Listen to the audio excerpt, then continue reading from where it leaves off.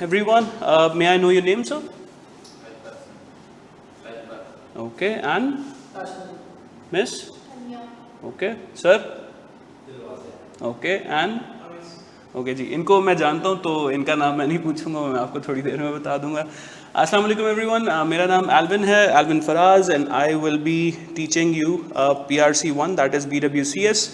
आज मैं एक टास्क छोटी सी लेके आऊँ कि आपको थोड़ा बहुत CA के बारे में बता सकूँ, PRC के बारे में बता सकूँ. You might know a lot of things already, लेकिन अगर कोई कन्फ्यूजन है तो मेरे साथ और फैकल्टी मेंबर्स होंगे जिनको मैं आहिस्ता आहिस्ता आपके सामने इंट्रोड्यूस कराऊंगा. And if you have any kind of question related to that particular subject or related to CA overall, you can ask at the end of this whole thing.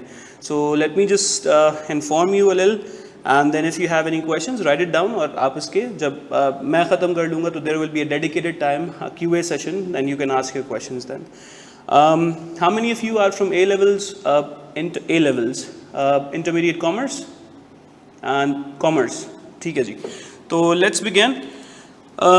PRC sir STT, तो सबसे पहले STT हैं sir Tariq Tunio. And sir Tariq Tunio के बारे में छोटा सा एक introduction, though it would be a very difficult job to sum up his achievements in one single slide, और you know it's like Urdu में कहते हैं जुए शीर लाने के मुतरादिफ है. It's like very difficult job, but let me try that. So Sir Tariq Tunio is also known as the taxman because he has contributed a lot to this field, this particular paper, CA industry. He has qualified his CSS in 2004. Do we know about CSS, people? Yes, all right. So CSS is a very competitive exam, in fact one of the most competitive exams of Pakistan, and after qualifying CA he joined the Federal Board of Revenue and he is currently serving there as Commissioner. That is, I think, 19th grade post right now. And apart from that, he is the founder of STT. He has founded this organization. Why? Because he wanted to help the students. He wanted to give वो एक होता है ना कि हर generation में एक होता है कि जी जो हमें नहीं मिल सका वो हम दूसरों को, अपने आने वाली जनरेशन को दे सकें. So he had that kind of motivation behind it, that kind of reason behind it. That's the reason why he founded this. He's also graduate from MBA. He's also MBA from IBA, and very genuine, sincere human being. Teaching experience 15 साल से भी ज़्यादा है, और मैं कहना चाहूँगा कि एक टीचर हैं, बिकॉज सर एल्विन फराज जो आपके टीचर होंगे वो इनके स्टूडेंट हैं. सर अरसलान जो आपके टीचर होंगे वो इनके स्टूडेंट हैं. ही हैज़ मिर्ज़ाना भी कुछ ना कुछ तो सीखा ही होगा उनसे, राइट. सो हम उनके स्टूडेंट्स खुद भी रह चुके हैं, और आप भी एक एक जनरेशनल टीचर के हाथ में आने वाले हैं. Apart from that, in addition to that, he is a published author. He has written many books, and उनकी एक book हमारे आप आज introduction भी हो जाएगा. This is usually the size of his class. This is the number of students he can handle at one single time.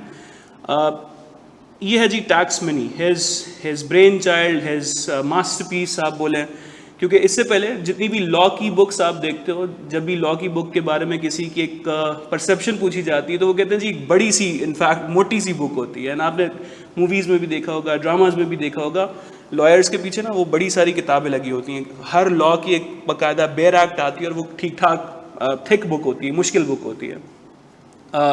Tax भी इसी तरह की एक चीज़ है. Income tax ordinance 2001, sales tax act, जो काफ़ी हैवी बुक्स है. सर का सबसे बड़ा अचीवमेंट ये है कि उन्होंने इस बुक को पॉकेट साइज सिलेबस में कन्वर्ट कर दिया. So tax money is the size of very small hand pocket size book, जो आप कहीं पे भी लेके कभी भी जाके पढ़ सकते हैं, उसको रिवाइज कर सकते हैं. अपार्ट फ्रॉम दैट, ये जो हाइब्रिड सिस्टम आपको भी सब कुछ दिख रहा है, ये एक और सर का ब्रेन चाइल्ड था, जहाँ पर उन्होंने ना सिर्फ फिज़िकल बल्कि ऑनलाइन स्टूडेंट्स को टारगेट किया, और उसकी मदद से हम सिर्फ इस क्लास तक रीच नहीं कर रहे, हम पूरे पाकिस्तान में रीच कर रहे हैं. And in fact let me spoil the big plan for you. हमारा जो इन द पाइपलाइन प्रोजेक्ट है वो यही है कि जी हम इसको इंटीरियर और पूरे पाकिस्तान तक जो है वो एक्सपैंड कर सकें. Now sir Tariq Tunio STT is inviting you to start your journey in CA, and the very first level of CA is PRC. उसको स्टार्ट करने से पहले मैं आपको एक थिंकर के बारे में बताना चाहूँगा, and his name is Abraham Maslow. वो कहते हैं जी कि इंसान को मोटिवेट करने के लिए कुछ चीज़ें होती हैं। पैसे चाहिए होते हैं लोगों को, कुछ लोगों को गाड़ी मोटिवेट करती है, कुछ लोगों को बैंक बैलेंस मोटिवेट करता है, right? And this motivation, I think this can be extended towards your profession as well. आप सिर्फ उस प्रोफेशन में जाना चाहोगे जिसमें आपको ये सारी चीज़ें मिल रही हो, जिसमें आपको इज्जत भी मिल रही हो थोड़ी बहुत, जिसमें आपका एक सोसाइटी में स्टेटस हो। For example, many people say bureaucracy is a very good profession because it gives you all the, it gives you a certain level of respect in the society, it gives you a certain level of power in the society, but at the same time, people say that no, we don't want to do that because it does not have a good image. Again, people are divided in this regard. Same goes for, acting career. पैसे बहुत ज़्यादा हैं, लेकिन उनका image इतना अच्छा शायद ना हो। तो कुछ ऐसे प्रोफेशंस हैं जिनमें हम ये सारी चीज़ें एक जगह पर कर लेते हैं, right? You have a good image, you can get good money, you can get all the basic necessities. So Abraham Maslow ने क्या किया, उन्होंने इनको 5 लेवल्स पे डिवाइड किया। सबसे पहला हमारा जो मोटिवेशन फैक्टर होता है जी किसी भी प्रोफेशन को अपनाने के लिए, वो होता है कि जी क्या हमें बेसिक नेसेसिटीज़ मिल सकेंगी, क्या हमें रोटी, कपड़ा, मकान, रोज़ की रोटी, ब्रेड एंड बटर अचीव करने में मदद मिलेगी। Once that is done, we move to the next level of motivation. We go to the safety level. हम एक सेविंग्स करते करते अपने पास कुछ जमा करना शुरू कर देते हैं, घर बनाना शुरू कर देते हैं। अगेन आप किसी ऐसे प्रोफेशन में नहीं जाना चाहोगे जो आपको एक घर बनाने में मदद ना दे, जो आपको एक गाड़ी लेने में मदद ना दे। You would, after that, जब ये सारी चीज़ें हो जाती हैं, then you would want to move towards the next level, love and belongingness. So आप एक ऐसा प्रोफेशन ढूंढते हो जहाँ पर आपको कोई, लेट्स सपोज अगर एक चार्टर्ड अकाउंटेंट जाता है कि जी शादी करनी है, so he would get a very good offers in return. What do you think, right? तो उनकी शादी जो है वो काफ़ी आसानी से हो जाती है because people have a good image of that. So what I am trying to say is के सीए एक ऐसा प्रोफेशन है जो आपकी बेसिक नेसेसिटी को भी कंप्लीट करेगा, आपको खाना, पानी, रिहाइश सब चीज़ें मिल जाएंगी। Then you will get safety after that. You will get a good person who would respect you because you're a CA. इसके बाद ये प्रोफेशन आपको आपकी सेल्फ एस्टीम, आपकी अपने कॉन्फिडेंस, आपकी अपनी ग्रोथ में मदद करेगा। And once that is set and done, you will be able to become even bigger than who you are. For example, एक हमारे पास बड़ा नाम है जी शबर ज़री साहब। शबर ज़री is a chartered accountant who is also FBR chairman, who is also the senior partner of A.F. Ferguson. So he accomplished level 1, 2, 3, 4 and 5. And all of that is done because he is a CA first of all, and he has a constant level, a constant desire of learning.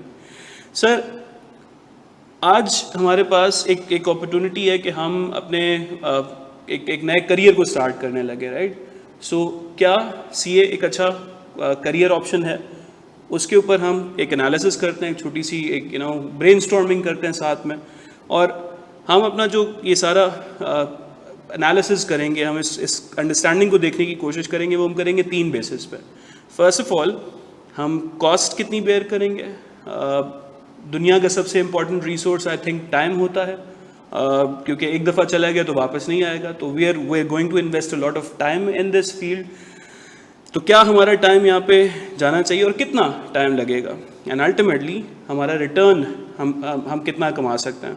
So 3 factors guys, कितना पैसा। For example let me give you one example. मैं चाहता हूँ कि जी मैं pilot बन जाऊँ, right, a commercial pilot. लेकिन कमर्शियल पायलट बनने के लिए एक ठीक ठाक इन्वेस्टमेंट चाहिए जो एक मिडिल क्लास फैमिली के लिए शायद पॉसिबल ना हो, बिकॉज उनकी जो फ़ी होती है सर वो पर आवर बेसिस पे जा रही होती है, and per hour it's like 50,000 और 60,000 approx. So let's have our analysis on these 3 basis. Sir एक गूगल रिसर्च, मैम जब से ये एमफिल वाला चक्कर शुरू हुआ है ना, everything has to be evidence based, right? So मैं आपको साथ साथ ना कुछ एविडेंसेस भी दिखाने की कोशिश करूँगा। जो बातें मैं बोल रहा हूँ, do not just believe me because I say that, I'm telling you, believe me, because I'm showing you that they are true. So अगर आप गूगल पे जाके एक सर्च करते हो छोटी सी कि जी which is the highest paying job in Pakistan और which are the top 10 jobs that pay you the highest, तो आप देखेंगे कि हाईली पेइंग जॉब्स में सबसे ऊपर हमारे पास चार्टर्ड अकाउंटेंसी आ रही है, राइट। सर चार्टर्ड अकाउंटेंसी के बाद हमारे पास है IT professionals, marketing manager, HR manager, you can become all of that, but if you have, अगर आप यहाँ पर बैठे हैं मेरी बात सुन रहे हैं तो मुझे ये उम्मीद है कि आप लोग जो है वो फाइनेंस में थोड़ा बहुत इंटरेस्ट रखते हैं, आप लोग अकाउंटेंसी में थोड़ा बहुत इंटरेस्ट रखते हैं। So if you want to get the best in accountancy that is CA, right. और सीए इतना अच्छा क्यों है सर? क्योंकि सीए एक ऐसी चीज़ है जो एक प्रोफेशनल क्वालिफिकेशन है। You will not just read some books and आप बुकिश नॉलेज के ज़रिए दुनिया को नहीं जीत सकते। You have to get some professional knowledge, it will give you that professional knowledge. It is at the top of the food chain, क्योंकि MBA finance, ACCA, ICMA, everyone ultimately has to report to a chartered accountant. So it is at the top of the food chain of this whole thing. Wide scope इस वजह से, क्योंकि आप मुझे बताएं जी, अगर आप एक साइंस से रिलेटेड ऑर्गेनाइजेशन को देखते हैं तो हम एक एग्जांपल लेके चलते हैं, लेट्स सपोज नासा की, तो क्या नासा के अंदर अकाउंटिंग डिपार्ट नहीं होगा? What do you think? क्या नासा के अंदर सैलरीज नहीं बन रही होंगी? क्या नासा के अंदर कॉस्ट एनालिसिस नहीं हो रहा होगा? So the point is, even at NASA we need a chartered accountant. Even at NASA we need someone to manage the accounts. Even at NASA we need someone to prepare all of those financial decisions. So it is a very very wide scope. It has a very wide scope. International recognition की बात थोड़ी देर बाद में भी करेंगे, लेकिन एक चीज़ होती है जिनको हम बोलते हैं exemptions, right? अगर मैं CA क्वालिफाई करता हूँ तो मेरा आधे से ज़्यादा ICMA क्वालिफाई हो जाता है, उसके काफ़ी सारे पेपर्स की एग्जामेशन मुझे मिल जाती है। अगर मैं CA का सिर्फ CAF क्वालिफाई कर लेता हूँ तो मेरा PEPFA पूरे का पूरा क्वालिफाई हो जाता है। उसके कोई 12 पेपर्स होते हैं और वो 12 के 12 गायब हो जाते हैं because I have qualified CAF। Sir अगर मैं CA क्वालिफाई कर लेता हूँ तो मैं ICAEW यानी institute of chartered accountants of Wales and England, sir उसकी मेरी सिर्फ 2 पेपर रहते हैं, सिर्फ टैक्स और लॉ का, and I get that certification as well. So what I am trying to say is that CA is not just recognised in Pakistan, CA is recognised all over the world. आपको यहाँ बैठे बैठे पाकिस्तान छोड़ के जाने का जो एक मंसूबा आजकल हर कोई बना रहा है, you can achieve that right after getting this. Hands on experience कैसे मिलता है सर? हम यहाँ पर कुछ पढ़ेंगे और उसी चीज़ की प्रैक्टिस आने वाले 3 सालों में, 3.5 सालों में एक ऑडिट फर्म में जाके किया करेंगे। सर स्ट्रॉन्ग करियर प्रोस्पेक्टस हैं, अर्निंग पोटेंशियल काफ़ी अच्छा है जिसको हम थोड़ी देर में डिटेल में देखेंगे, and it's a well rounded qualification. Moving on, हमने देखना है जी हमारी एलिजिबिलिटी क्राइटेरिया क्या है। तो आपने मुझे बताना जी, आप सब लोग इंटरमीडिएट क्वालिफाइड हैं almost? Yes, online students? Anas भाई इंटरमीडिएट क्वालिफाइड हैं? ये बिल्कुल सही है। और अगर आपने इंटरमीडिएट में 60% मार्क्स लिए हुए हैं then you can easily come to this field. Do we have 60% और above? Guys talk to me. Yes, okay, waiting for result. Sir अगर आप बैचलर्स किए हुए हैं तो आपको चाहिए 45 marks, 45% marks, and if you have done A levels madam then you need 3 passes. I hope that you have that, right? That's very good. So if you have done this, you are most welcome to start your CA journey, and आपको सबसे पहले मिलेंगे पहला level which is called PRC. PRC में होते हैं कितने paper बच्चों? 5. How many? सब साथ में बोलेंगे प्लीज? 5 पेपर्स। 5 paper sir. इसको क्वालिफाई करने के बाद हमारे पास आता है CAF में होते हैं total 8 papers plus we will have a hands on course certification, यानी हमने यहाँ पर 2 अप्लाइड एजुकेशनल सब्जेक्ट्स देखना है। सर आफ्टर दिस आपकी सबसे पहले स्टार्ट होगी आपकी articleship, and right with that articleship simultaneously आप अपना CFAP के कितने पेपर्स देंगे? 6 पेपर्स देंगे। And right after that, the last level of CA would be MSA, which is multi-subject assessment. Right? So 5, 8, 6, and 2. So total, how many papers do we have? You need to be good at calculating things if you want to join this profession. 21. Thank you very much. Sir, ये है हमारा source document. सही है? तो ये आपने अभी देखना, because we are going to do a calculation, right. On average हमारा जो एक PRC का पेपर आ रहा है सर वो है 15,000, एंड हमारा ऑन एवरेज जो CAF का एक पेपर आ रहा है, if you are selecting hybrid both physical and online, you will get somewhere around 21,500, and if you just want to go for the recorded version, that will be around 17,500, right? Acha. Again, this will be reduced a lot with another opportunities like scholarships, which ICAP will give you, which we can give you, right? So there are multiple opportunities to reduce this cost, जो आगे चल के हम देखते हैं। तो अब हम शुरू कर रहे हैं सर अपना पहला analysis, which was on the basis of cost. ठीक सर, ये हमारा दूसरा सोर्स डॉक्यूमेंट है। This is actually a screen shot from the website of ICAP। ठीक है जी। तो ये इनकी registration fee, this is their registration fee as a full time student. तो आपने ये चीज़ें याद रखनी हैं। I want you to take out your calculators now. Can you do that for me? Sir, calculator निकालेंगे please? फ़ोन में होता है calculator. See? Okay. So, sir हम क्या करने लगे हैं? हम अपना इन्वेस्टमेंट प्लान देखने लगे हैं, हम कॉस्ट अपनी चेक करने लगे हैं। तो सबसे पहले आप स्टार्ट करेंगे PRC। ठीक है जी। PRC में आपकी 15,000 होती है registration fee, and after that you have 6,600 as enrollment of PRC. So altogether this becomes 21,600, right? So 21,600 के बाद आपने देनी होती है एक annual subscription fee जो आपको annual basis पे देनी है, यानी yearly basis पे देनी है। So can you add 21,600 with and 5,000 together? कितना बना? 21,600 plus 5,000. There should be somewhere around 26,600, right? So 26,600 के बाद हमारे पास होती है एग्जामिनेशन फ़ी, जो है for 5 papers it is 32,000. Can you add that as well? 58,600. अच्छा, ये वो सारा मटेरियल है या ये वो सारा चंक है आपकी कॉस्ट का जो ICAP ले रहा है, राइट? सर इसके बाद आता है आपका major chunk, which is the tuition fee, which is the training that you will get. तो वो है सर, अभी आपने देखा था 15,000 पर paper, so multiply that with 5 we get 80,000। Can you add 80,000 to the original total? How much do we have? 80,000। उससे पहले कुछ एक नंबर हमारे पास आया था 1,38,600, वो यहाँ पे मैंने लिखा हुआ। सही है? Can you write down this number with you somewhere on the note pad, on the register somewhere, right, ताकि ये याद रहे। सही है? इसको साइड पे कहीं जाके अपने दोस्त को किसी को व्हाट्सएप कर दे, कोई टेंशन नहीं है। But I want you to take a note of this, right, and do let me know whenever you done. Online students, you should also do that. अच्छा, क्वेश्चंस अरीब बिल्कुल हम एंड पे डिस्कस करेंगे। We have a very well-trained, well-learned person to answer your questions, so don't worry about that. ठीक है? यहाँ तक सही है सर? कितना था टोटल? 138,600। लेकिन यहाँ क्या CA ख़त्म हो गया? नहीं सर, आगे CAF आ रहा है। तो CAF में सर हम क्या करेंगे? CAF में हम सबसे पहले ट्यूशन फ़ी को ऐड करते हैं। तो अगर आप लेते हो ऑनलाइन वर्जन सारे का सारा, तो you take the number of 17,500, right. लेकिन अगर आप ले रहे हो फिजिकल प्लस ऑनलाइन, तो आप लेंगे 21,500।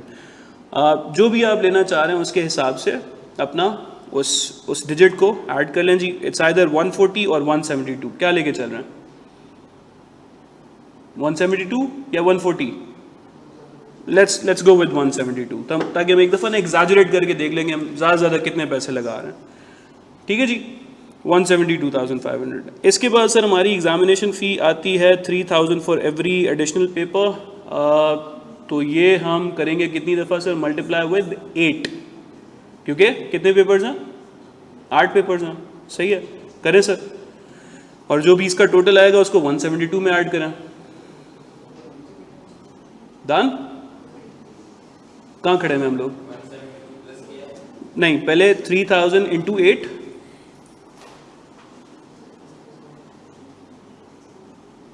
Yeah, and then added to 172. This should be around somewhere around 2 lakh तक आ जाना चाहिए हम लोग, है ना? अच्छा जी, इसके बाद सर हम क्या कर रहे हैं, हमने क्या किया जी, alright sorry, examination fee, okay, yes, that's the problem.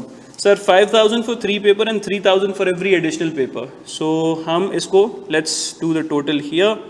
Sir, total जो बनेगा आपका वो कुछ इस तरह से आएगा, 172 आपकी tuition fee, and then 41,400 that is your examination fee, right? So the total is 213,400. Can you check this addition? Yes, plus 41,400. Yes. अच्छा, इसमें हम PRC वाला सामान भी ऐड करते हैं सर. PRC में हमने कितने पैसे लगाए थे, 138,600. We have added that here. कितना हो गया जी?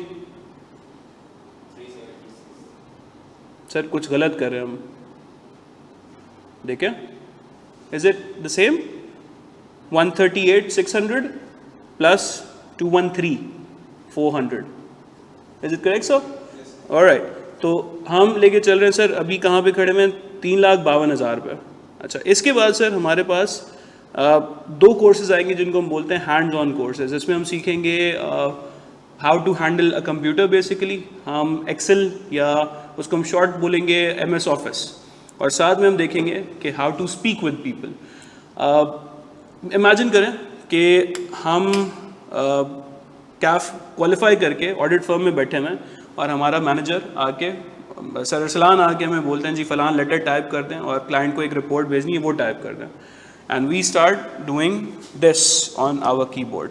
Now does it look very nice when a qualified, almost qualified chartered accountant types like this? वो ढूंढ रहा है, रुको पी का यार, मुझे पी नहीं मिल रहा है यहाँ पे. That does not look good, does it? तो हमने ICAP ने क्या सोचा कि जी अपने बच्चे को यहीं से हम टाइपिंग की और MS ऑफिस की और सॉफ्टवेयर्स की ट्रेनिंग देना शुरू करते हैं. For that purpose they introduce 2 things. एक CBE जिसमें आपको सारा कंप्यूटर बेस्ड एग्जाम, कंप्यूटर से आपकी नॉलेज थोड़ी दोस्ती कराने की कोशिश की. एंड सेकेंडली उन्होंने इंट्रोड्यूस किया आपका MS ऑफिस, जहाँ पर आप एक्सेल और पावर पॉइंट और वर्ड को हैंडल कर सकें.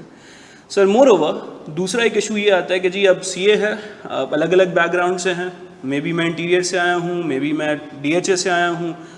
सर एक इशू ये नज़र में आया कि मुझसे ना पब्लिक के सामने फिर बात नहीं होती है as a CA student, because I am so good, I have so much knowledge to share, but publicly मुझसे बात नहीं हो पाती है.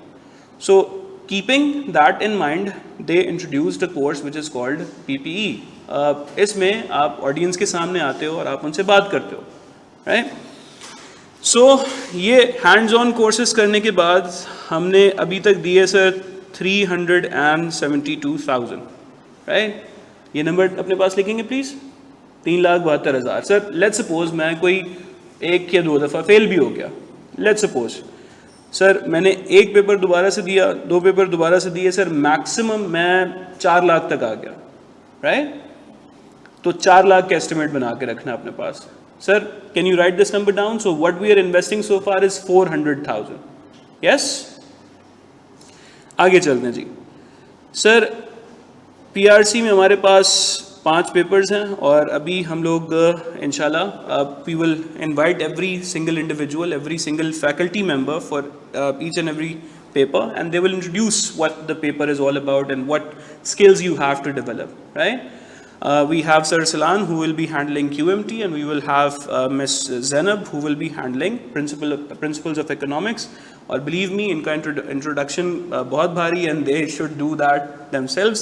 And moving on, जब हम ये कर लेंगे तो हमारे पास आएगी एक चीज़ जिसको हम बोलते हैं CAF, and CAF has these papers, sir.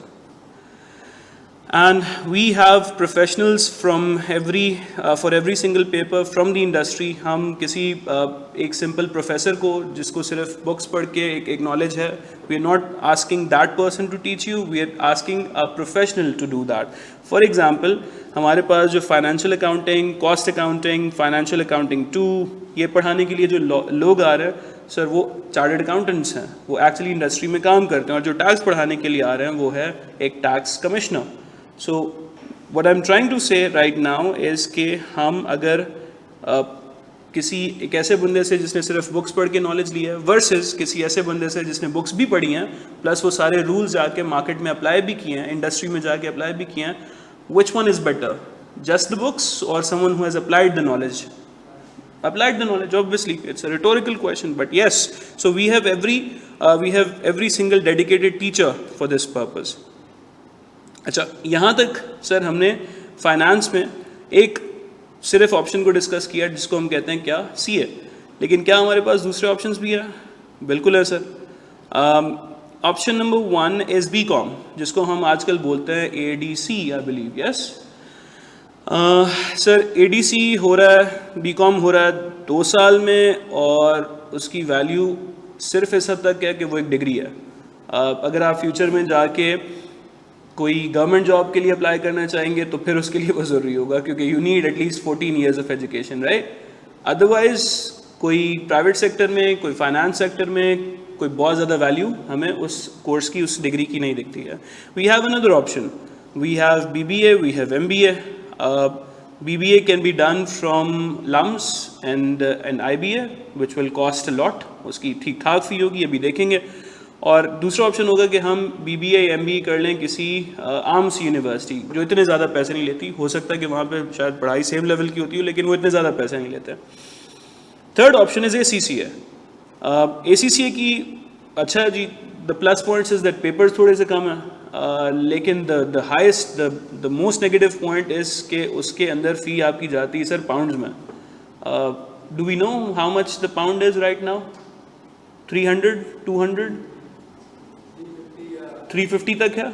So 350 multiplied into 100 pounds or 150 pounds for some papers. It's like really expensive as compared to CA. Sir आखिरी ऑप्शन हमारे पास फाइनेंस के अंदर बचता है जी CA, जिसको अभी तक हमने कितने यूज़ किए हैं? 4 लाख रुपए. और इसके साथ साथ सर हमारे पास एक अच्छी रिस्पेक्टेबल क्वालिफिकेशन भी आ जाती है. To prove my point again, ये सर हमारा एक इकरा यूनिवर्सिटी की वेबसाइट है और उनके फ़ी स्ट्रक्चर का एक स्क्रीनशॉट है. सर एक क्रेडिट जो ये पढ़ा रहे हैं सर वो है 4,410 रेट पर क्रेडिट आवर. और अगर आप BBA देखते हो यहाँ पर तो BBA में हमें क्रेडिट आवर्स रिक्वायर्ड हैं 136. सर 136 के साथ ज़रा मल्टीप्लाई करें 6,510. Can you do that? Sir once again 6,510 multiplied by 136. What's the number?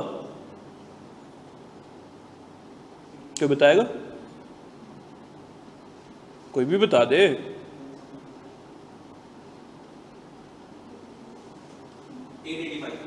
Okay 885. Sir एक और तरीके से करके देखते हैं. हमारे पास पर सेमेस्टर फी भी है, देखें 170 sorry, multiply that with 8 only. So 136 को मल्टीप्लाई करें 8 के साथ. How much do we get now? अब इस दफ़ा आपने बताना, don't be shy, you have to open up, come on. कितनी है? ओके ओके ओके मैडम आप बताएंगे प्लीज़. दोबारा से बता रहा हूँ. Okay ji 136 170 multiply with 8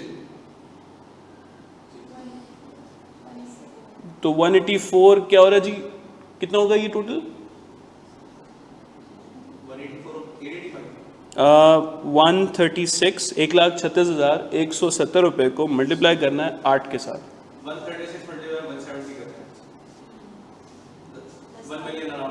1 million तक आ गया जी. Can you write this number down? At least 10 lakh, 1 million तक आ गया जी। 1 मिलियन यहाँ पे 4 लाख का सीए हो रहा था जी, राइट?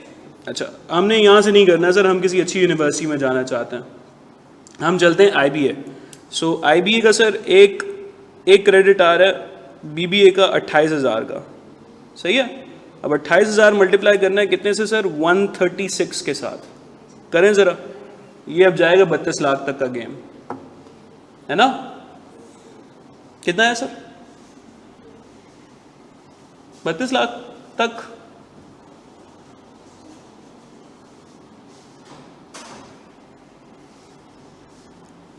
Come on बच्चों, once again 28,000 multiply into 136, माशाल्लाह 38 लाख की गेम हो गई जी, 40 लाख तक हम पहुंच गए। सो 40 लाख वर्सेस 10 लाख वर्सेस 4 लाख अभी तक का जो हमारा सेटअप है। 4 लाख किसके थे? CA के। 10 लाख था सर इकरा से अगर BBA करते हैं जाके, और अगर IBA से करना है तो फिर हमें 40 लाख की फिगर अपने दिमाग में रखनी है। तो if I am quoting it correctly, क्या CA BBA के 10% कॉस्ट में हो रहा, राइट? Around, good sir. तो हमें क्या समझ आया कि जी कॉस्ट के हिसाब से तो ये फेवरेबल ऑप्शन है, लेकिन एक और चक्कर भी है, उसको हम कहते हैं स्टाइपेंड। स्टाइपेंड क्या होता है जी? स्टाइपेंड होता है कि आप कैफ क्वालिफाई करेंगे, और कैफ क्वालिफाई करने के बाद आपको फ़ौरन कुछ ऑडिट फर्म्स हायर करती हैं जो आपको ट्रेनिंग कराती हैं, और ट्रेनिंग कराने के लिए वो आपको कुछ फ़ी देती हैं, कुछ इनकरेजमेंट देती हैं। एक तरह की आपकी पॉकेट मनी स्टार्ट होती है, not a salary, your pocket money. तो सर अगर आप 22,000 अगर आप बिल्कुल कैफ क्वालिफाई करके जाते हैं ऑडिट फर्म में, तो आपको मिलते हैं वहाँ पे 22,600 रुपये, और आपको ये करना होता है 42 महीने यानी 3.5 ईयर्स तक, सही है? सो आपने कितने लगाए थे बच्चों? 4 lakh, and you are recovering 9 lakh, बल्कि 9.5 लाख, सही है? सो कितने का बेनिफिट हो गया सर? 5 लाख से ऊपर, राइट? अच्छा, लेकिन मैं फिर से सवाल पूछ रहा हूँ आपसे कि क्या आप कैफ करके वहीं रुक जाएंगे या और पेपर भी क्वालिफाई करेंगे? हाँ, और भी करेंगे सर, पक्की बात है, पूछ रहे हैं, बता रहे हैं, और भी करेंगे। सो और भी जब क्वालिफाई करेंगे तो सर हमारे पहले 3 पेपर क्वालिफाई करते हैं हम 1.5 साल के बाद, 1 साल के बाद we are eligible, we can actually attempt other papers. तो हम क्या करते हैं, हमारा स्टाइपेंड थोड़ा सा बढ़ जाता है और हम 30,700 लेना शुरू कर देते हैं, और अगर हम यहीं पे भी रुक जाते हैं तो ये काम हमें करना होगा 24 महीने तक, यानी 2 साल तक। सर अगर ये भी करते हैं तो हमें कितनी रिकवरी हो जाती है? 736,000। वंस अगेन, क्या हम ये करके फिर से रुक जाएंगे या CFAP क्लियर करने की कोशिश करेंगे? सोच रहे हैं या नहीं करेंगे सर? करेंगे ना? तो सर अगर CFAP क्लियर करते हैं तो हमारे पास स्टाइपेंड बढ़ जाता है 42,600 तक का, which is again not your salary, not very much, but it is still not your salary. You are getting training के पैसे, काम सीखने के पैसे सर। लेकिन अगर आप MSA कर लेते हैं, यानी 2 पेपर्स और क्वालिफाई कर लेते हैं, तो आप आ जाते हैं 84,700 पे, which is still not your salary. Salary इससे ऊपर ही होगी सर। एक स्टार्टिंग CA की सैलरी होती है समवेयर अराउंड 150,000, सो 1.5 लाख तक का पैकेज आपका होता ही होता। सर कुछ बातें याद रखनी है, ये हैंड्स ऑन कोर्सेज मैं आपको पहले ही बता चुका हूँ। अच्छा जी, जो कैफ के पेपर्स होते हैं सर, वो होते हैं सेमी एनुअल बेसिस पे, यानी आप ये साल में 2 दफ़ा दे सकते हैं। एक आप देते हैं सर सितंबर में, दूसरा पेपर आप देते हैं मार्च में। नंबर ऑफ़ पेपर्स आपने मिनिमम 3 देने होते हैं। अगर आप इसको कंटिन्यू करते हो तो अब टाइम वाली बात करें, अगर आप 3, 3, 6 और फिर 3, 9, लेट्स सपोज एक फेलियर का भी हम अपने साथ मार्जिन रखते हैं, तो आपने ये किया 1.5 साल में। BBA कितने टाइम में होता है? 4 साल में। तो सर ये टाइम की भी थोड़ी सी बचत दे रहा है आपको, पैसे भी कम, टाइम भी कम। द कंडीशन इज हर अच्छी चीज़ फ्री नहीं होती है, let me remind you that. Condition सिर्फ इतनी सी है कि आपने जब यहाँ पे आना है तो you have to be dedicated, you have to give your 100% to it, otherwise आप ना यहाँ के रहेंगे ना वहाँ के रहेंगे, सही है। फिर आपको ना सारी उम्र एक होता रहेगा कि यार काश सीए कर लेता, काश सीए कर लेता। So to avoid that, what I ask you, what everyone will ask you is to give your 100% to this, to make this your first priority, right? Sir अगर हम ये कर लेते हैं तो आर्टिकलशिप हमारी होती है 3.5 साल, 1.5 साल में हमारा कैफ हो जाता है, तो ये टोटल लगते हैं सर इसको तकरीबन 5 से 6 साल में। If you are a very hard working guy, you can do that in 6 years tops max. Sir इसके बाद कुछ इंट्रोडक्शन आपको देना चाहूँगा अबाउट एवरी सिंगल टीचर। तो मेरा नाम एल्विन है sir, Alvin Faraz is the name, and I will be handling your PRC1।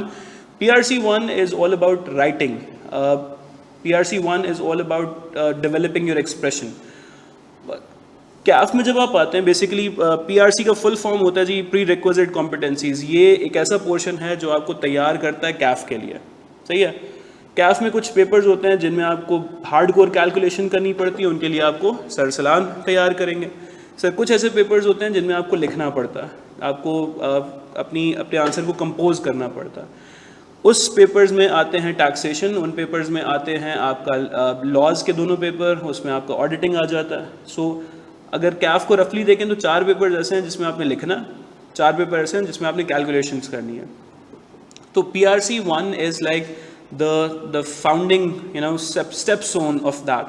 आपको यहाँ पर बेसिक ट्रेनिंग मिलती है कि आप अपने आइडियाज़ को ड्राफ्ट कैसे करोगे, आप लिखना कैसे सीखोगे। सेकेंडली PRC में सारे पेपर्स जो हैं, कंग्रेचुलेशंस, वो सारे के सारे MCQ बेस्ड होते हैं, लेकिन मैं कहता हूँ PRC1 एक वाहिद पेपर है जहाँ पे एक्चुअली आपको टाइपिंग करनी पड़ेगी। So this also teaches you how to operate a computer properly. Miss Zainab का पेपर बहुत इंपॉर्टेंट है, क्वांटिटेटिव मेथड्स बहुत इंपॉर्टेंट हैं, क्योंकि ये दोनों पेपर्स आपको एक अच्छा इकोनॉमिक्स आपका दिमाग खोल देता है, बिल्कुल आपको समझ आता है कि पैसा आ कहाँ से रहा और पैसा जाएगा कैसे। क्वांटिटेटिव मेथड्स आपको सिखाता है डिसीजन मेकिंग स्किल्स। और इससे पहले कि मैं अच्छा जी, तो एक शॉर्ट इंट्रोडक्शन ले लेते हैं। वैसे तो सर एल्विन ने काफ़ी कुछ बोल दिया है, इतना कुछ बचा नहीं है, लेकिन ये कि मेरा नाम ज़ैनब है और क्वालिफ़िकेशन के लिहाज से अगर मैं बात करूँ तो इकनॉमिक्स एक ऐसा सब्जेक्ट है जिसमें मेरी स्पेशलाइजेशन है, यानी I have done masters in economics and अल्हम्दुलिल्लाह I am double gold medallist. Further अभी मैं इकनॉमिक्स इतनी मज़े की लगती है मुझे कि मुझे दिल करता है कि पढ़ती रहूँ इकनॉमिक्स के हवाले से। तो अभी मैं फ़र्दर MPhil कर रही हूँ इकनॉमिक्स में और इट्स अबाउट टू कंप्लीट, मतलब जस्ट थीसिस वर्क रह गया है, ऑलमोस्ट कंप्लीट हो गया है मेरा, और आगे अगर अल्लाह ने चाहा तो PhD की तरफ जाएंगे। तो इकनॉमिक्स बताने का मकसद ये है कि जो सब्जेक्ट जो है वो आपको मैं पढ़ाऊँगी उसमें मेरी स्पेशलाइजेशन है, ठीक है।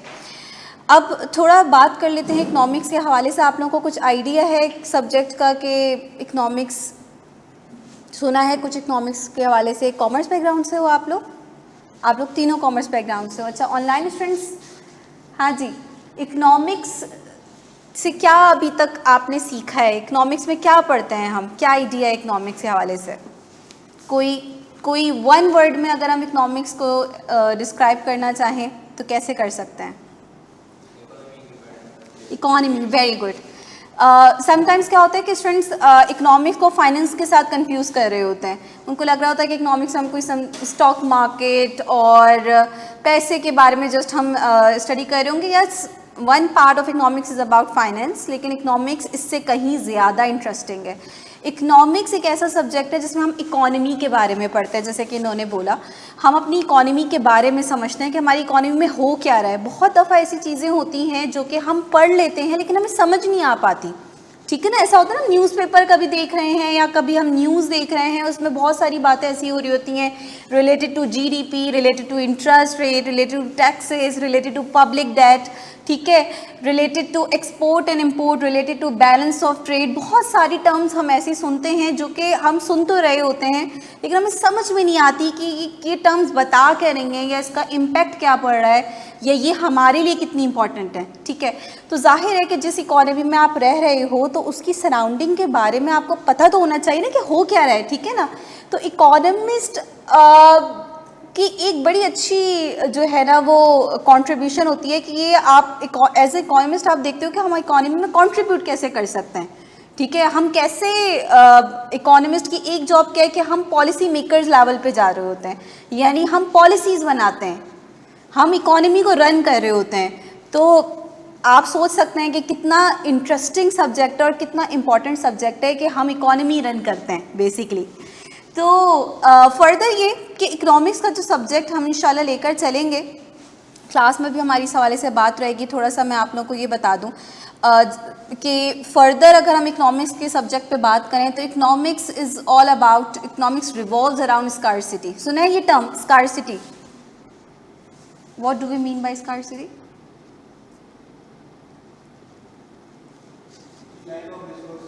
Lack of resources, limited resources. जैसे कि सर एल्विन ने कहा कि भाई टाइम एक बड़ा लिमिटेड रिसोर्स है। तो जब आप सीए प्रोफेशन अगर आप चूज़ कर रहे हो तो आपके पास और भी ऑल्टरनेट्स हैं, जैसे सर एल्विन ने आपको बताया कि भाई आपके पास बीबीए का ऑप्शन है, ठीक है, आपके पास एसीसीए का ऑप्शन है, बहुत सारे ऑप्शंस हैं। लेकिन उन्होंने साथ ही साथ क्या किया, उन सारे ऑल्टरनेट्स की आपको कंपेयर करके दिखाया कि भाई विच वन इज़ बेटर, ठीक है ना। तो एक एज एन इकोनॉमिस्ट भी हम यही काम कर रहे होते हैं। हम देखते हैं कि यार टाइम फ्री नहीं है, हमारी कोई चीज़ फ्री नहीं है, ठीक है, हर रिसोर्स क्या है हमारे पास लिमिटेड है। तो जब भी हम कोई डिसीजन मेकिंग लेते हैं तो हम उसकी कॉस्ट बेनिफिट एनालिसिस करते हैं कि भाई ये जो हम डिसीजन लेने जा रहे हैं इसकी क्या कॉस्ट है और इससे क्या बेनिफिट हमें मिलेगा, और देन एनालिसिस करने के बाद हम ये डिसाइड करते हैं कि which option is better for us, ठीक है। क्योंकि जब हमारे पास कोई चीज़ लिमिटेड होती है, जब किसी चीज़ की शॉर्टेज होती है तो हम कोशिश करते हैं कि उसकी बेस्ट एलोकेशन करें, ठीक है ना, हम उसको वेस्ट नहीं कर सकते। तो बिल्कुल इसी तरीके से इकोनॉमिस्ट जो है, इकोनॉमिक सब्जेक्ट जो है वो आपको डिसीजन मेकर बनाता है। आपको इकोनॉमिक्स पढ़ने के बाद एक नई सोच मिलेगी, चीज़ों को एक नए वे में आप देखना स्टार्ट कर दोगे, ठीक है ना। आपको एक बेहतर जो है वो आप अपने अंदर डिसीजन मेकर एक पावर देखोगे कि यार मैं अब चीज़ों को एनालाइज करना मुझे बहुत अच्छे तरीके से आ गया है। तो एक अनदर बेनिफिट है कि भाई आप इकोनॉमिक्स जो है वो आपको डिसीजन मेकर बना रही होती है। अच्छा, सब्जेक्ट के हवाले से अगर हम फर्दर बात करें तो इकोनॉमिक सब्जेक्ट के अंदर हम पढ़ेंगे कोई अराउंड 13 चैप्टर्स, ठीक है। और हमारा इस कोर्स को कंडक्ट करने का तरीका ये होगा कि हम आपको पर्सनली मैं अपनी अगर बात करूं खाली, तो मैं आपको स्लाइड्स हर चैप्टर की एक आसान वर्डिंग में आपको स्लाइड्स प्रोवाइड करूंगी।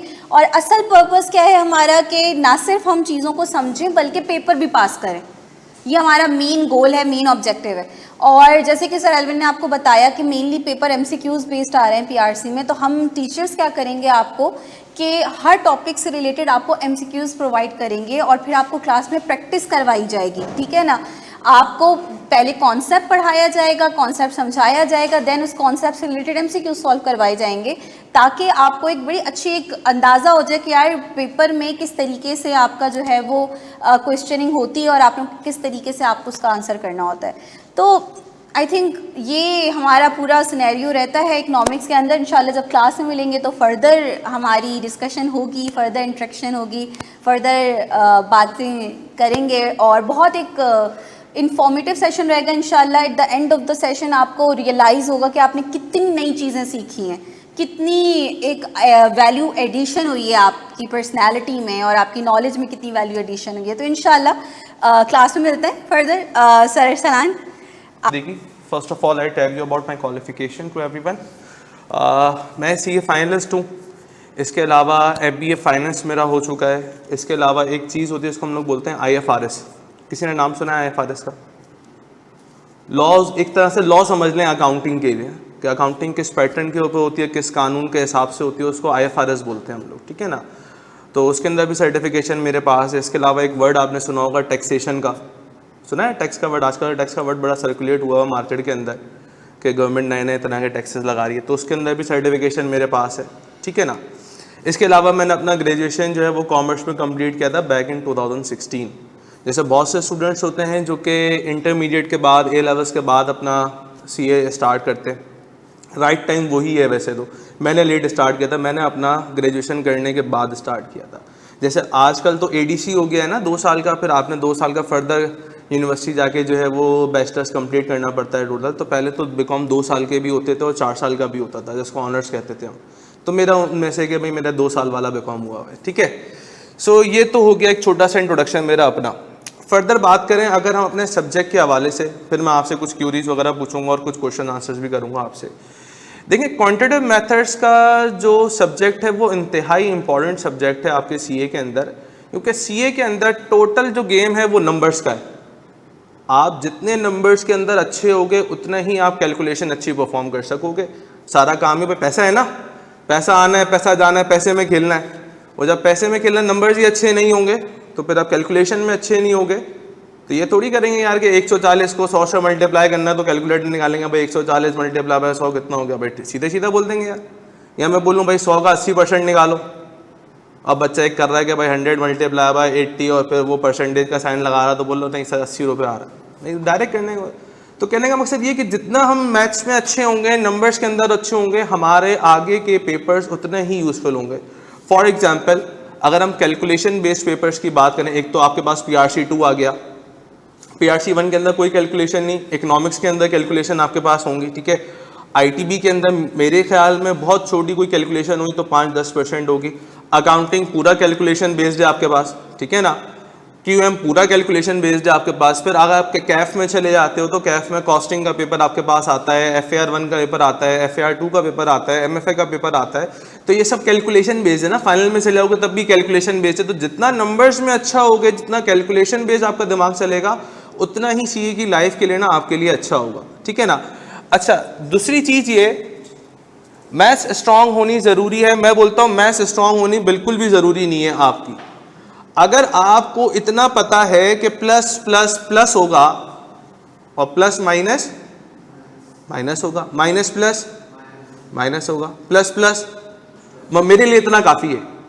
अगर किसी को इतना भी नहीं पता तो फिर तो मुझे थोड़ा सा इशू होगा, बच्चे को नहीं होगा, फिर भी मैं उसको कंपनसेट कर दूंगा। लेकिन मैं समझता हूँ कि ये तो कोई क्लास 4-5 में पढ़ाया जाता है ना। अच्छा रीजन आज तक नहीं पता लोगों को कि माइनस माइनस प्लस क्यों होता है, बताओ क्यों होता है। पता नहीं था, वो मिस ने बोला था रूल है, हमने बोला था रूल है तो ठीक है ऐसे ही कर लेंगे। लेकिन मैथ्स के अंदर हर चीज़ जो है ना वो प्रूवन होती है, कोई थ्योरेटिकल बेस थोड़ी साइकोलॉजी बेस थोड़ी चल रही है भाई एक एटम इधर से निकल रहा उधर जा रहा है। अब मैं केमिस्ट्री का लेक्चर देख रहा था, अब वो टीचर बता रहा है कि बेटा ये इलेक्ट्रॉन है, ये इसके ऑर्बिट शेल के अंदर घूम रहा है और फिर ये यहाँ से निकला उधर हाइड्रोजन के पास चला गया। अब ये बात तो नज़र भी तो आए ना मुझे, है भाई, ये बात नज़र भी तो आए। अब आप कहते हैं भाई सुई की नोक के ऊपर 1 लाख एटम है, मुझे तो सुई की नोक ही सही से नजर नहीं आ रही, मैं 1 लाख किधर देखूंगा सही से, आ रही मेरी बात में। तो ऐसी चीज़ें हमारे पास सीए के अंदर नहीं होती। सीए के अंदर टोटल जो चीज़ें होंगी आपके पास वो प्रैक्टिकल बेस्ड होंगी, लॉजिक बेस्ड होंगी। इवन कि क्यूएम के अंदर भी एक एक टॉपिक, जो सिंगल टॉपिक हम पढ़ते हैं उसका हमारी फील्ड से क्या ताल्लुक है वो तक मैं आपको बताऊंगा। कि मिसाल के तौर के ऊपर फॉर एग्जांपल हमारे पास 2 चैप्टर्स डाले गए, हाइपोथेसिस टेस्टिंग, काया स्क्वायर टेस्टिंग, इसका हमारे लिए क्या काम है, सीए की लाइफ के अंदर क्यों पढ़ाए जा रहे हैं, या स्टैट्स के चैप्टर पढ़ाए जा रहे हैं, या फाइनेंशियल मैथमेटिक्स पढ़ाया जा रहा है, वो हमारे लिए क्यों पढ़ाया जा रहा है, जरूरत क्या है। सर मुझे तो ये सिखाएंगे पैसा कैसे आता है, पैसा कैसे जाता है, पैसे को रिकॉर्ड कैसे करते हैं, ये मेरा काम है। भाई वो काम जरूरी है इस काम के लिए। तो आपको पूरे सब्जेक्ट के ऊपर में ये कभी भी आप मुझे बोलते हुए नहीं सुनेंगे कि भाई ये ऐसा ही होता है और ये ऐसे ही कर लो, ये ऐसे ही करने वाली लॉजिक मेरे पास नहीं होती।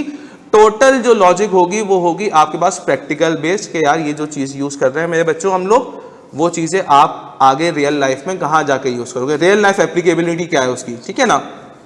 अच्छा फिर दूसरी चीज़ ये आती है कि नंबर्स में ना बहुत सारे लोगों को इश्यूज आते हैं। वो इस तरीके से आते हैं कि बच्चा जो सामने बैठा हुआ था वो डिफरेंट माइंडसेट का बच्चा बैठा हुआ है। फॉर एग्जांपल इंटरमीडिएट का कोई बच्चा है क्लास में, इंटरमीडिएट इंजीनियरिंग का कोई भी नहीं है, मेडिकल का कोई है, मेडिकल का भी कोई नहीं, कॉमर्स के कितने हैं, 1 2 3,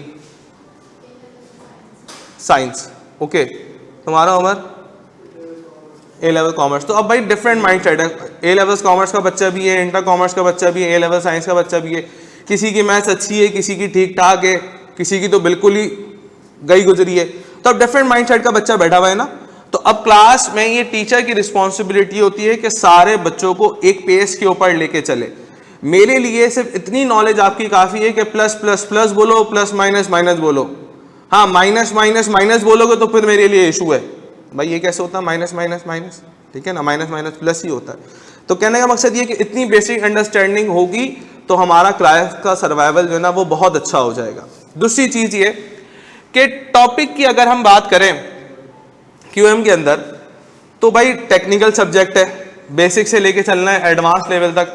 अच्छा, कुछ चीज़ें ऐसी होती हैं जो कि स्टूडेंट्स को ना गाइड नहीं की जाती।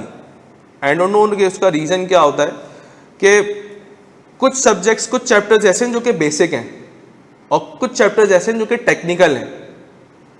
कुछ एरियाज ऐसे हैं जो कि आसान हैं, उनके ऊपर टाइम ज़्यादा इन्वेस्ट किया जाता है रेदर देन के जो इंपॉर्टेंट चैप्टर्स हैं उनके ऊपर टाइम लगाया जाए। भाई मुझे एक बात बताएं, एक चैप्टर ऐसा है जो कि आपको हर लेवल के ऊपर जो है वो हेल्प आउट करेगा, वो चैप्टर इंपॉर्टेंट है या ऐसे ही आम अल्फाज में बोलें तो फारिग है? इंपॉर्टेंट है ना। अब हम उस इंपॉर्टेंट चैप्टर को करें अल्लाह हाफिज, और जो एक बेकार सा चैप्टर है जो कि आगे कैरी फॉरवर्ड भी ज्यादा नहीं होगा, इंपॉर्टेंस भी इतनी रखता, हम उसके ऊपर टाइम इन्वेस्ट करें, तो ये समझदारी का फैसला है, बेवकूफ़ी का फैसला है?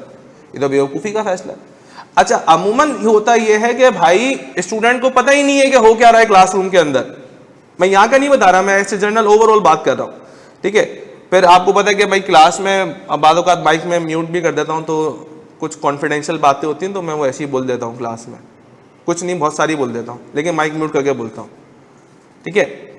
तो कहने का मकसद यार ये है कि हम अपना टाइम उन टॉपिक्स के ऊपर ज़्यादा लगाएंगे जिनकी इंपॉर्टेंस ज़्यादा है, जिनकी वेटेज ज़्यादा है। जिनकी वेटेज कम है, इंपॉर्टेंस कम है, उसके ऊपर भी टाइम लगाएंगे लेकिन कम लगाएंगे। इक्वल बैलेंस लेके चलेंगे अपने कोर्स को ना। ऐसा नहीं होगा कि टाइम मिसमैनेज कर दें, क्योंकि टाइम मैनेजमेंट ही हमने सीखना है अपने अंदर सीए के अंदर आके, ठीक है। अच्छा, दूसरी चीज़ ये आती है भाई कि रूमर्स बहुत सारे होते हैं। रूमर्स किस तरीके के, जब भी आप सीए के अंदर क्वालिफाई आप एडमिशन ले तो बोलते हो यार पास नहीं होता बच्चा, फेल बहुत होता है, और ना टीचर्स अच्छा नहीं पढ़ाते हैं, जो भी है XYZ बातें, जिनमें सबसे कॉमन बात होती है कि भाई पेपर आईकेप ज़बरदस्ती रोकता है, पेपर आईकेप जानबूझ के फेल करता है। बहुत सारी बातें ये भी आती है सुनने में। भाई मुझे एक बात बताएं, उमर नाम का एक बच्चा है हमारी क्लास में, पेपर दे रहा है, आईकेप का एग्जामिनर उमर को पर्सनली जानता है या नहीं जानता है? भाई जानता है? नहीं जानता। या ये बच्चा हमारे पास बैठा, आईकेप का एग्जामिनर इसको पर्सनली जानता है? नहीं जानता। कोई खानदानी दुश्मनी चल रही है आपस में पुरानी पास के अंदर? नहीं, परदादा ने इधर दादा की मुर्गियां चुरा ली थी तो उसमें खानदानी दुश्मनी चल है, नहीं है ना ऐसा। आईकेप का एक क्राइटेरिया भाई, इस क्राइटेरिया के ऊपर आओगे तो पास, इस क्राइटेरिया से नहीं आओगे तो दोबारा आओ। भाई प्रोफेशनल बॉडी है ना, मजाक थोड़ी खेल रहा हूं मैं इंटर बोर्ड की तरह या दूसरे बोर्ड्स की तरह जो है वो तफरी थोड़ी कर रहा हूँ। यहाँ पे प्रोफेशनली काम सीख रहे हैं।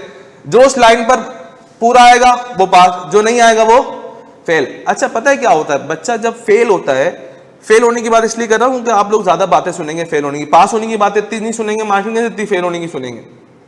जब बच्चा फेल हो रहा होता है तो कभी भी वो अपनी गलती एनालिसिस नहीं करता कि मेरा अगर पेपर रुका है तो क्यों रुका, रीजन क्या है। वो सीधा सीधा बोलता है भाई टीचर ने अच्छा नहीं पढ़ाया था।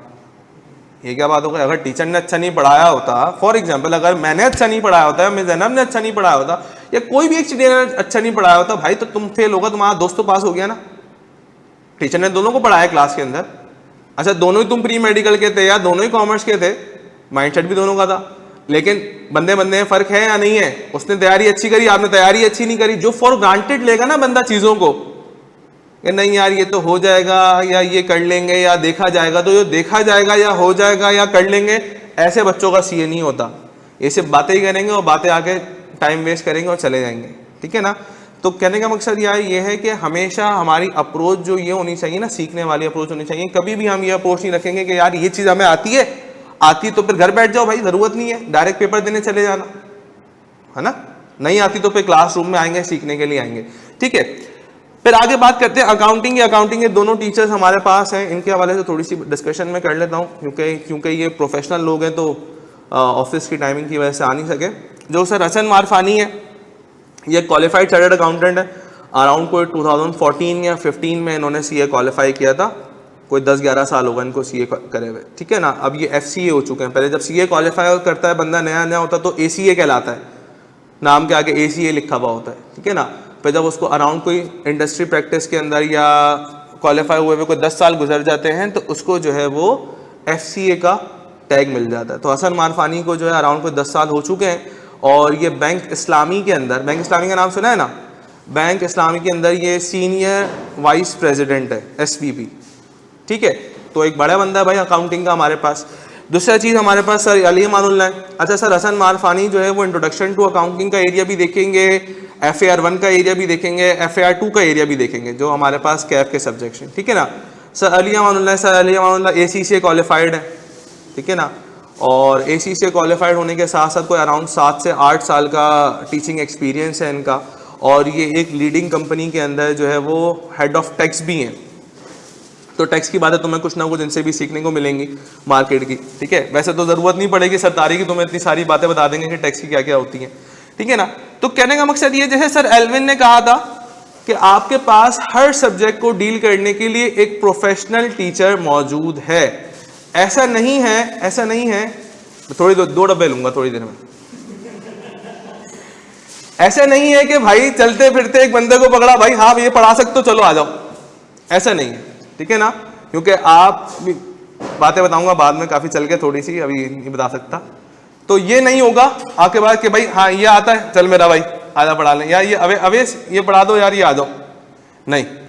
इंग्लिश जिसका काम वो है ना, जिसका काम उसी को सांझे, ऐसी कोई एग्जाम्पल है या नहीं है भाई। अगर मैं मिसाल के तौर के ऊपर मैथ्स और अकाउंटिंग ही पढ़ाता हूँ तो मैं मैथ्स अकाउंटिंग ही पढ़ाऊंगा ना, मैं लॉ क्यों पढ़ाऊंगा भाई।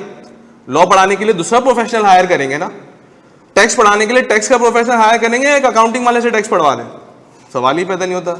या मिसाल के तौर के ऊपर भाई सर एल्विन है, सर एल्विन जो है ना इंग्लिश की नॉलेज बहुत ब्रॉड है सर की, ठीक है ना। आई डोंट नो सर की टैक्स की या लॉ की नॉलेज कैसी है। या मिसाल के तौर के ऊपर टैक्स की नॉलेज भी सर की ठीक ठाक है। ठीक ठाक का मतलब क्या है, काम चल सकता है, लेकिन भाई वो काम चलने वाला हिसाब किताब और एक प्रोफेशनल बंदा वो बराबर है या नहीं है, नहीं है ना। अच्छा मैं बहुत सारी एग्जांपल्स देके रिलेट भी करता हूँ, लेकिन अभी रिलेट नहीं कर रहा, सिर्फ मैं अभी एग्जांपल्स दे रहा हूँ, रिलेट बाद में करेंगे हम। वो माइक म्यूट करते हैं, ऑनलाइन वाले बच्चों को पता है टेक्निकल एरर आता है हमारी क्लास में, थोड़ी देर के लिए माइक म्यूट हो जाता है लेक्चर के बीच में, तो वो एक फिर दूसरी बात है। तो कहने का मकसद यार ये है बच्चों कि सीए के अंदर जब आते हैं तो पैसा तो बहुत मिलता है, ऐसा है नहीं है, थोड़े टाइम के अंदर ही आपकी बड़ी अचीवमेंट हो जाएंगी। मतलब वो बंदा जहां पे पहुंचते पहुंचते रिटायर होगा, ठीक है, वो आपको सर कह रहा होगा, ठीक है ना। मतलब मिसाल के तौर के ऊपर अगर मैंने MBA किया है और मेरा 10 साल का एक्सपीरियंस है, तो जो नया चार्टर्ड अकाउंटेंट क्वालिफाई होकर आएगा, भले मुझसे आधी उम्र का होगा, मैं उसको सर बोलूंगा, है ना। तो वो बॉस लेवल, मतलब स्टार्ट ही एक बॉस लेवल से हो रहा है, जूनियर लेवल से तो है ही नहीं। जूनियर लेवल का है वो तो देखा ही नहीं किसी ने। वो जूनियर लेवल तो वो जब स्टाइपेंड ले रहे थे ना अभी थोड़ी देर पहले हम लोग आर्टिकलशिप कर रहे थे, वो जूनियर लेवल था, वो निकल गया। अच्छा जूनियर लेवल भी बड़ा वो होता है, ऑडिटर से बहुत लोग डर रहे होते हैं भाई। जब आप क्लाइंट के ऊपर जाते हैं बोलते हैं मैं ऑडिटर हूँ, आगे पीछे होना शुरू हो जाते हैं लोग। अभी भी याद है मुझे जब मैं सामी फार्मास्यूटिकल गया तो मैंने कहा था भाई मैं ऑडिट करने आया हूँ, ऑडिटर हूँ, तो वो 2-3 लोग तो आगे पीछे ऐसा होना शुरू हो गया, पता नहीं मैंने क्या बोल दिया भाई। मैं तो सिंपल बोला यार मैं ऑडिटर हूँ, मैं ऑडिट करने आया हूँ, बता दो ऑफिस किधर, ठीक है ना। तो कहने का मकसद ये ऐसे लोगों से ना बहुत डरा जाता है। तो लेकिन ऑडिटर का जो लेवल है वो फिर वही जूनियर लेवल है। अभी तो नया नया बच्चा कैफ क्वालिफाई हुआ है, ठीक है ना, लेकिन जब वो सीए क्वालिफाई करेगा डायरेक्ट एक बॉस लेवल से शुरू होगा। खत्म कहाँ होगा, आम बंदा 60 साल में रिटायर हो जाता है। मेरे जैसा बंदा MBA किया हुआ वो 60 साल में रिटायर हो जाएगा। 60 साल तक कंपनी बोलेगी भाई बहुत बर्दाश्त कर लिया, अब आप जाएं घर जाएं अपना काम देंगे। लेकिन जो चार्टर्ड अकाउंटेंट है वो 60 साल में रिटायर थोड़ी होगा भाई, वो मैनेजर लगेगा, सीनियर मैनेजर लगेगा, ठीक है ना, फिर CFO लगेगा, फिर कंपनी सेक्रेटरी लगेगा, फिर डायरेक्टर लगेगा, फिर पार्टनर लगेगा।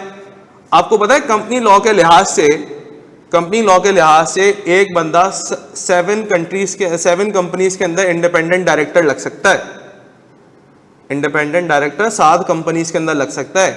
डायरेक्टर वो बंदा नहीं होता जो 9 to 5 की जॉब करता है कि भाई सुबह 9 बजे आएगा, थम इन करेगा, 9:05 पे आएगा, सैलरी कटेगी, वो हम जैसे बंदों की कटेगी। वो अपनी आराम से आएगा सुबह 10 बजे, 10:30 बजे, 11 बजे, 12 बजे। वो कोई बाउंड नहीं है टाइम का। आम बंदा, आम एम्प्लॉय बाउंड होता है टाइम का, बॉस लेवल बाउंड नहीं होता, ठीक है।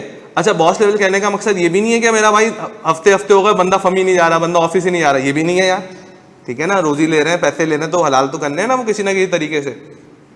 तो कहने का मकसद यही है बच्चों कि सीए क्वालिफाई करने के बाद एक डायरेक्ट ही बॉस लेवल स्टार्ट होगा आपका। खत्म कहाँ होगा? खत्म नहीं होगा, चलता रहेगा जब तक आपके जिस्म में जान है, जब तक आप जॉब करते रहेंगे। पैसा आता रहेगा, पैसा आता होगा। किसको बुरा लगता है भाई?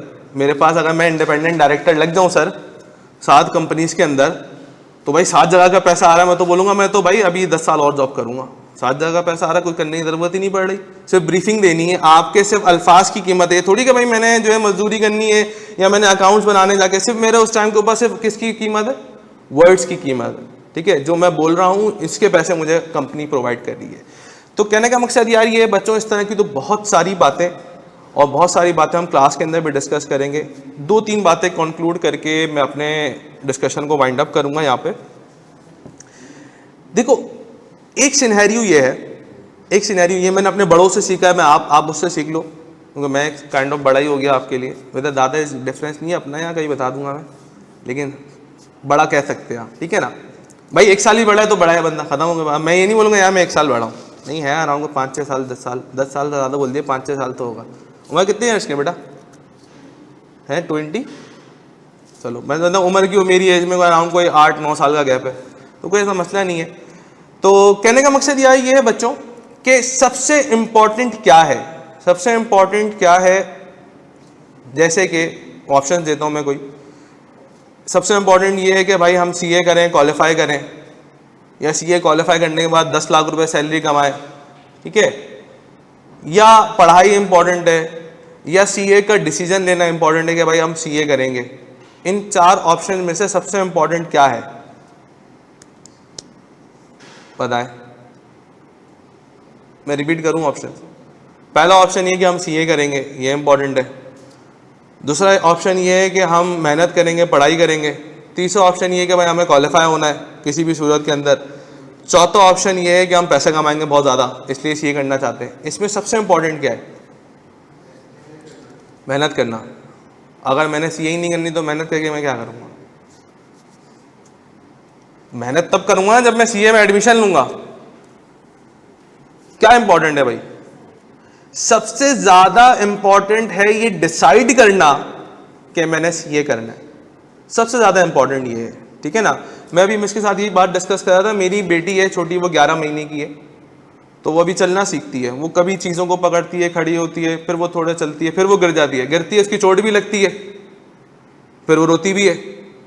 तो अगर मैं बीइंग अ फादर मैं बोलूँ नहीं बेटा नहीं, आप तुम चोट लग रही है तो तुम बस बैठे रहो, तो क्या वो बच्चा चलना सीखेगा या नहीं सीखेगा? वो बैठा ही रहेगा, फिर वो नहीं चलेगा ना। हाँ, अगर मैं चीज़ें इग्नोर करूँगा, बाद उसको चोट लगती है, मैं और वाइफ या घर वाले इग्नोर भी करते हैं, तो वो मेरा भाई वो थोड़ी देर में चुप हो जाती है, वो फिर अपनी उसी प्रैक्टिस में चीज़ों को पढ़े खड़ा होना है, तो बंदा चल जाएगा ना। जब चल जाएगा तो वही काम हमने भी करना है। हमारे पास भी बहुत सारे फेलियर्स आएंगे लाइफ के अंदर। हो सकता है कि पेपर दिए 3, 2 पास हुए, 1 पेपर फेल होगा, अब रोना धोना मचाएंगे कि नहीं नहीं पेपर पास नहीं हुआ, छोड़ देंगे। भाई कोई मसला ही नहीं है, एक पेपर फेल हुआ, कोई जिंदगी थोड़ी खत्म हो गई, हम दोबारा से दे देंगे, उसमें कोई मसला नहीं है। लेकिन टीचर्स की अगर गाइडेंस पकड़ के चलेंगे, कभी भी सीए का फेलियर नहीं आएगा। मैं अपने सब्जेक्ट की बात करूं, आई के पेपर इस लेवल के ऊपर पूछता है। यहाँ मैं क्लास में प्रैक्टिस कराता हूँ, यहाँ पर आ रहा है ना ऑनलाइन वालों को नजर, भाई पेपर कहाँ पूछ रहा है? यहाँ। प्रैक्टिस कहाँ करा रहा हूँ? यहाँ। सर आपके पास टाइम ज़्यादा, फारिग है, ये क्यों कराए, इतना ही करा दे। भाई आई के एक टॉपिक देता है, टॉपिक के बाद ये थोड़ी बोलता है कि मैं इस लेवल तक पूछूंगा, इस लेवल से ऊपर नहीं पूछूंगा। वो तो कुछ भी पूछ सकता है ना, उसने टॉपिक दिया है। भाई आप ये बोल सकते हैं कि नहीं नहीं नहीं, ये तो पुराने टाइम पे नहीं पूछा था आपने, आप क्यों पूछ लिया?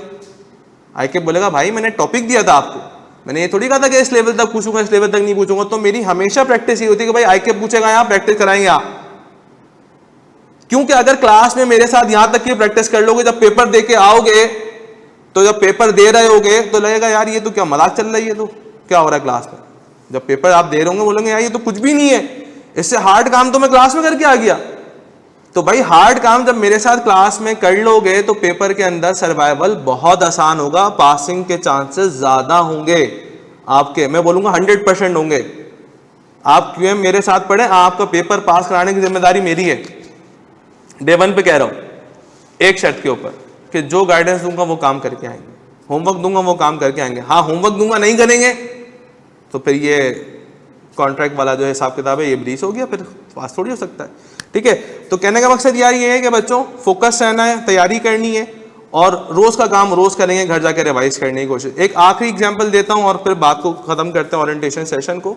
मिसाल के तौर के ऊपर भाई एक टंकी है और उसमें 10,000 लीटर पानी है। कितने लीटर पानी है? 10,000 लीटर। भाई हम नलका खोलते हैं, उसमें बैठ जाते हैं मुंह लगा के, तो पानी पियेंगे क्या? पी सकता हूं मैं एक वक्त के अंदर 10,000 लीटर पानी? नहीं सर, पेट फट जाएगा, आप कैसे पियेंगे पानी? लेकिन अगर मैं उसको हर थोड़ी देर बाद एक गिलास पीऊँ, एक थोड़ी देर बाद एक गिलास पीऊँ, तो क्या वो टंकी साल, 2 साल, 3 साल, 5 साल, 6 साल खत्म हो जाएगी? नहीं हो जाएगी? वो समंदर थोड़ी तो खत्म हो जाएगी। तो इसी तरीके से सीए भी आपके पास एक समंदर है 5.5 साल का, एक वक्त में नहीं होगा। कैफ के 8 पेपर एक साथ देने से नहीं होंगे, थोड़े थोड़े करके देने होंगे, रोज थोड़ा थोड़ा पढ़ना होगा। ऐसे नहीं है कि एक दिन में क्यूएम की तैयारी, एक दिन में इकोनॉमिक्स की तैयारी करेंगे और पेपर दे के आ देंगे, सवाल ही पैदा नहीं होता भाई। रोजाना करना है और थोड़ा थोड़ा करते रहेंगे, एक वक्त आएगा पेपर दे के आ देंगे, निकल जाएगा। आ रही है मेरी बात समझ में? तो इसी तरह की बहुत सारी और बातें इंशाल्लाह उसको क्लास में डिस्कस करेंगे। किसी का कोई सवाल है तो मुझसे कर लें, किसी का कोई सवाल है तो मुझसे कर लें, फर्म के हवाले से, एजुकेशन के हवाले से, पढ़ाई के हवाले से, किसी का कोई सवाल है तो मुझसे करें। भाई कोई तो सवाल होगा।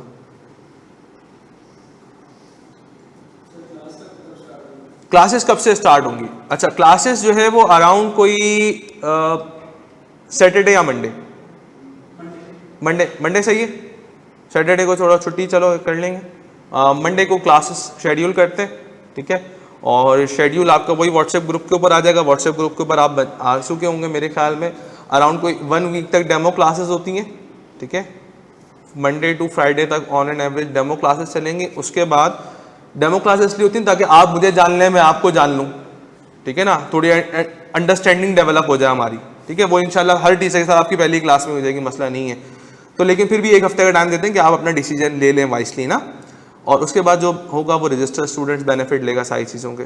1 वीक तक सबको अलाउंगे डेमो क्लासेस। और किसी का कोई सवाल? अच्छा, एग्जेम्पशन का एक सवाल ये आता है, आईकेप एग्जेम्पशन देता है आपको ना पेपर्स के ऊपर। फॉर एग्जाम्पल इंटर कॉमर्स वाला है, उसका अकाउंटिंग एग्जेम्प्ट होगा। अकाउंटिंग एग्जेम्प्ट होने का जो क्राइटेरिया है वो ये है कि आपका intermediate first year second year combine intermediate आपका 70% होनी चाहिए। पहला क्राइटेरिया क्या है? 70% होनी चाहिए किसमें? इंटर के अंदर। और अकाउंटिंग उस रेलेवेंट सब्जेक्ट में 75% आपके मार्क्स होने चाहिए फर्स्ट ईयर सेकेंड ईयर के मिला के। अब एक बच्चा है जिसके 75% सब्जेक्ट वाला क्राइटेरिया फुलफिल हो रहा है, लेकिन उसकी टोटल जो परसेंटेज है वो 65 है। तो जब पहला क्राइटेरिया फुलफिल नहीं हो रहा तो सेकंड क्राइटेरिया तो बाद में आएगा ना। पहला फुलफिल होगा तो सेकंड पे आऊंगा, पहला ही नहीं होगा तो एग्जाम्शन नहीं मिलेगी। बाद औक़ात बहुत से बच्चे ऐसे होते हैं जो कि एग्जाम्शन के चक्कर के अंदर क्लासेस नहीं लेते कि सर हमारा तो एग्जाम हो जाएगा, किसी से सुन लिया हाँ इंटर कॉमर्स अकाउंटिंग एग्जाम हो जाएगा, बस चलो। उसने अपने बड़ों से पूछा ही नहीं, अपने बड़ों से मतलब उसने टीचर से पूछा ही नहीं कि क्या करेंगे, एग्जाम होगा नहीं होगा। वो तो मैं बताऊंगा ना यार, एग्जाम हो रहा है नहीं हो रहा है, तो मिस बताएंगे इकोनॉमिक्स किस कंडीशन के ऊपर एग्जाम हो रहा है, या सर बताएंगे इंग्लिश किस कंडीशन पे एग्जाम हो रहा है। जैसे मैंने अकाउंटिंग आपको बता दिया, क्यूएम तो किसी हाल में एग्जाम नहीं होगा अनटिल एंड अनलेस आप ए लेवल्स के और फर्दर मैथ्स आपने दिया वो, तो क्यूएम एग्जाम नहीं होना, ये मजबूरी है, आपने मेरे जैसे बंदे को झेलना है यहाँ पे, ठीक है ना। तो कहने का मकसद ये है कि एग्जाम्शन आईकेप भी प्रोवाइड करेगा और ए लेवल की बेसिस के ऊपर भी एग्जाम्शन होती है कि मिनिमम 2 बीज होने चाहिए आपके।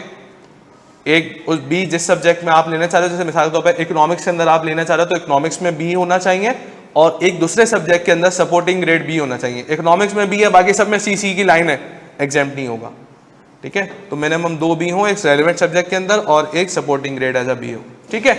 तो बस ये एग्जाम्शन की बात है, बाकी तो सारी बातें आपको एडमिन गाइड कर देगी, ठीक है। चलो फिर इंशाल्लाह जल्द मुलाकात करते हैं आप लोगों से। अल्लाह हाफिज़। टोटल फीस स्ट्रक्चर 4 लेवल के इस मंडे से क्लास, बिल्कुल हिरा इस मंडे से क्लासेस होंगी इंशाल्लाह, ठीक है। बाकी फीस स्ट्रक्चर वगैरह बेटा आपको एडमिन गाइड कर देगा, स्कॉलरशिप पॉलिसीज वगैरह के लिहाज से भी एडमिन गाइड कर देगा, ठीक है।